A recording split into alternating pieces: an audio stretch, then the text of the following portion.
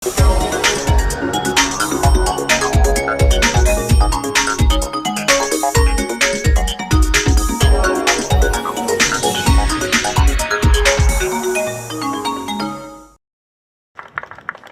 omulamwa gwe mwazze nagwo okutandika kulwana ku lutalo olw'okutereeza obutonde bw'ensi mulungi ddala.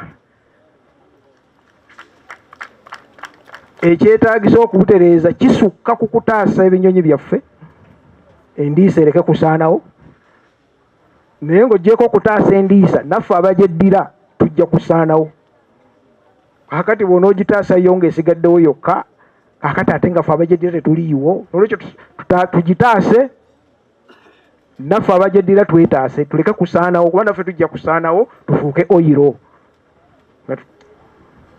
So bajjajja tubeebaza, okyogedde bulungi jjajja Namwama nti emiziro gyaffe gyonna gyetooloolera ku butonde bwa nsi era tulina okugitaasa. So olutalo si lwa bataka bokka,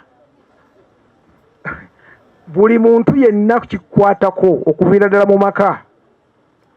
N'olwokuba tuli ku mukolo gwa kutongoza musomo gwa nnono na buwangwa, bajjajja bavuddeyo bulungi titujja okutambuza ensonga eno nga tukozesa structure zaffe ez'ebika okuviira ddala ku maka, okugenda mu lunyiriri, okudda ku mutuba, okudda ku ssika, okutuukira ddala ku jjajja omutaka wa Kasolya, tube nga ensonga y'obutonde bw'ensi etegerekese bulungi.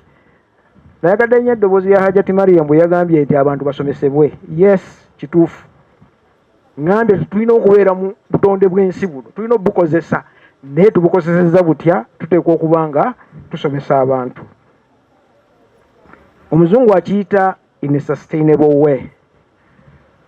Mu mbala ennyangu ennyo, buli lw'ozimba factory yo ng'ogizimbye ku yiika, n'oleeta ebitaka n'obiyiwa mu ntobazi, n'osaanyawo yiika, kikwetaagisa okugenda awantu awalala oteekewo yiika endala 3, osaanyizaawo yiika emu ey'obutonde bw'ensi, zaawo yiika endala meka 3 nga zikwatagana ku butonde bw'ensi.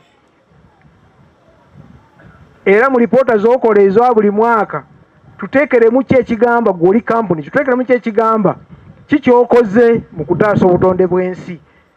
Era olondoolwe, endowooza nnema owulira bulungi, babalondoolwe.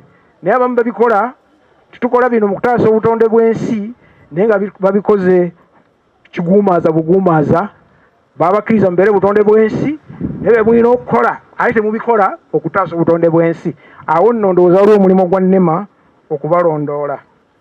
Emiziro gyaffe gyonna giteredde mu butonde bwa nsi, omuli ebimera, abeddira ebisolo, ab'ebinyonyi, mulimu ebyennyanja, era mulimu olumu n'amazzi n'ebintu ebirala byenyinza okuba nga simenye wano.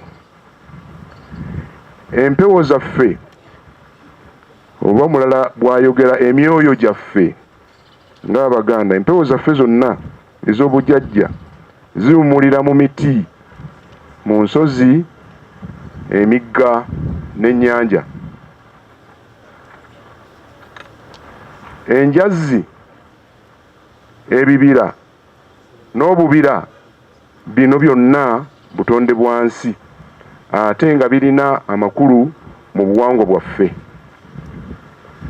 Tussa omuwendo ogusukkiridde ebipimo by'osobola okulowoozaako mu nsozi z'obutaka, emiti nga omuti nabukalu ogwakaabya abantu nga gusaanyiziddwawo ogwaba olugavi wano mu Busiro, omuti nakayima mu Mubende mbuweekula abantu gwe bettanira ne bagenda ne balambula, ennyanga za Walumbe Ttanda n'ebirala nfufoolo eby'obutonde bw'ensi.